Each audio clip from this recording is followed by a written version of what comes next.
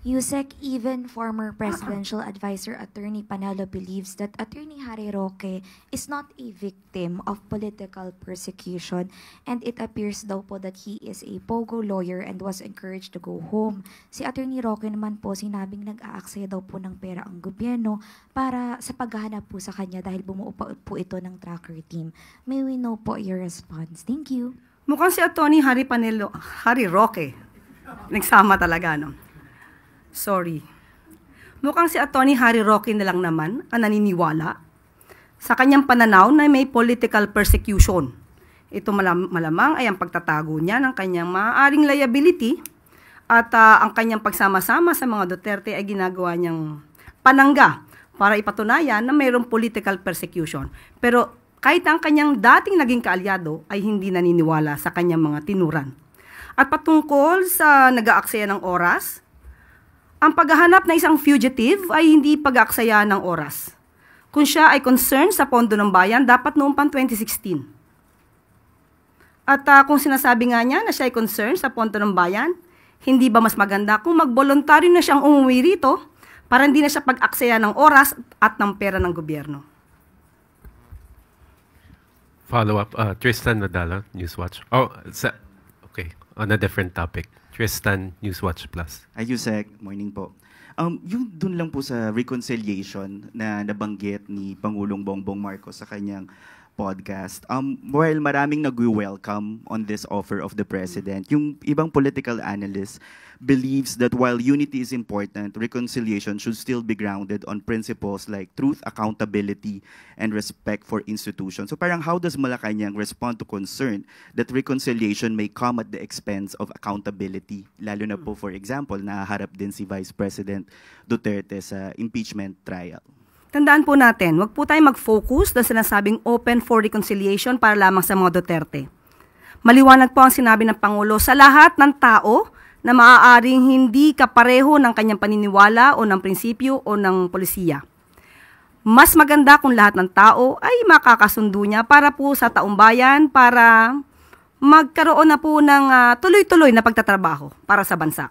So wag nating isentro ang open for reconciliation sa mga Duterte. Hindi po gagawin ng Pangulo na lumabag sa batas para lamang sa isang reconciliation. Follow-up lang po, Yusek. Siguro po, no, parang it's an open for all. Pero yung sabi naman po ng mga kaalyado ni dating Pangulong Duterte like Harry Roque and Panelo saying that reconciliation is only possible if the President takes steps to bring former President Rodrigo Duterte back to the country. Ito po ba ay anong response po ng Malacanang dito sa comment nila? Tandaan po natin, hindi po magpapahawak sa leeg at hindi po magpapadikta ang Pangulo sa mali. Hindi po tatalikuran at babaliktarin ng Pangulo ang batas para lamang pagsilibihan ang personal na interes ng iilan.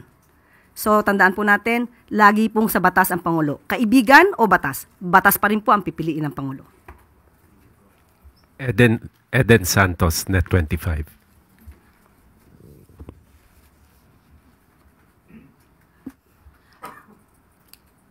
Kahit din po na nabanggit nila, Yusek, good morning po. Bukod po dun sa issue nung pagpapauwi ng Pangulo, kung talagang sincere daw po siya dun sa pakikipagkasundo sa mga Duterte, baka pwede rin magpa-hair follicle test ang Pangulo. May mga condition po para lang maipakita daw yung sinceridad po ng ating Pangulo dun sa kanyang pakikipag-reconcile or pakikipagkasundo sa mga Duterte. Ano pong reaction ng Malacanang dito? Ulit-ulit, paulit-ulit, uulit-ulitin ko, uulit-ulitin natin. Peke, ang video na siyang pinespread or isiniwalat nitong si Atty. Harry Roque. Dapat pa natin siyang paniwalaan o ulit-ulitin ko, paulit-ulit na lamang siya? Yusek, follow-up lang po. Hindi naman din po batay dun sa video lang yung panawagang magpa-hair follicle test ang Pangulo. Bukod po doon, medyo... Paulit-ulit po ulit? Hair follicle test po ulit? Ayun po yung ilan sa tingin nyo ba meron silang karapatang magbigay ng kondisyon kapalit nung sinasabi po ng Pangulo natin na para makipagkasundo? Ang pakikipagkasundo po ay para sa taong bayan, hindi para sa personal na interes ng iba. Alalahanin po natin, maliwanag, uulit-ulitin ko ang sinabi ng Pangulo, sa lahat ng tao, gusto niya pong makipagkasundo para magkaroon ng stability, magampanan ang dapat magampanan at hindi madiskaril ang trabaho ng gobyerno. Ayaw po niya ng away. So, ang awayan na to, ang siya nagpapabagal sa trabaho ng gobyerno dahil puro paninira. Puro fake news na natatanggap ng Pangulo. So, ang pakikipagkasundo sa lahat, hindi lamang para sa mga Duterte, ay tama lang po na gawain ng Pangulo bilang ama ng bansa. Magsasakripisyo na siya kahit siya na po yung sinisiraan. Kahit siya na po yung binibigyan na maling kwento at binibigyan at ginagawa ng peke na video. Yan po ang dapat na gawin talaga ng isang ama ng bansa. Salamat po. Follow-up, Ivan Mayrina, GMA Integrated News. With due respect, Yusek, ang sinasagot po ng Pangulo dun sa reconciliation, diretso po yung tanong, ay tungkol sa mga Duterte. He was responding to a question, specifically, reconciliation with the Dutertes. Kaya nga po sinabi niya, opo, kasama ang mga Duterte. Pero wag natin pong isentro sa mga Duterte. Dahil ang sinabi niyang sumunod ay gusto niya pong makipagkasundo sa lahat ng tao. Ito po yung sinabi niya. Ayaw ko ng gulo, gusto kong makasundo ang lahat ng tao. Mas maganda. So, kung isa pong parte ang pakikipagkasundo sa mga Duterte, maganda po yun. At ang malinaw po, the offer of reconciliation should not come with any conditions. Yun po ang gusto nating sabihin. Opo, ito naman para sa taong bayan at para sa bansa. Salamat po. Another follow-up, Pierre Pastor, Bilyonaryo. Hi, Yusek. Dun sa reconciliation and ayaw ng politika, clarify lang po, hindi po ba ipapakita ng Pangulo na hahabulin niya o pananagutin kung nagkasalaman?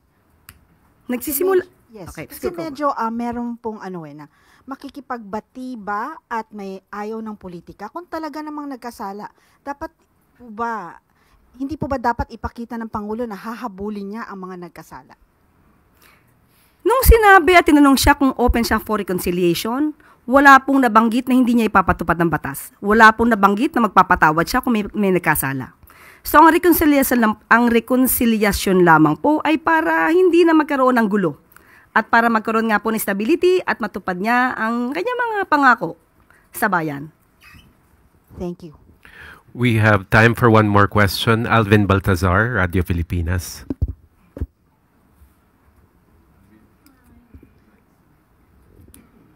Yusek, on other matters naman. May latest ba sa OWA after ng pagkakatanggal kay Mr. Arnel Ignacio? Is there any development sa agency?